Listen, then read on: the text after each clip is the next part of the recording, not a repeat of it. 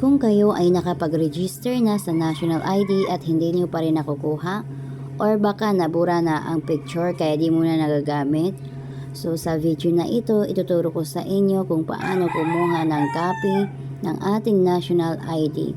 Ang gagawin lang natin ay screenshot. So bago tayo magsimula, please paki-like, subscribe, and hit the bell icon para ma-notify kayo sa aking mga bagong video. punta tayo sa ating mga ginagamit na browser at i-search natin ang national-id.gov.ph. So hintayin lang natin. Pag andito na tayo, i-click ang proceed.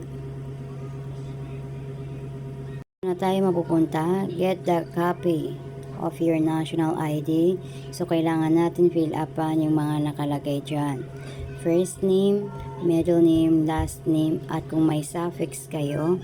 At kung wala naman kayong middle name, pindutin lang ang box sa gilid. And dito naman tayo sa date of birth. Ang mauuna is month, day, tapos year. Siguraduhin natin hindi baliktad para hindi na tayo uulit, at make sure na malakas din ang ating internet. So pag okay na, i-click ang continue. Laging hintayin lang natin.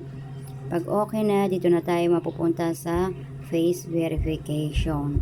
Din ang start liveness. So ayan, may makikita naman kayong instruction dyan sa gilid. Sundin nyo lang ang instruction na nakalagay dyan. Move closer, hold still. So wait natin, nagre-record na. So pagkatapos verifying na, loading, then please wait.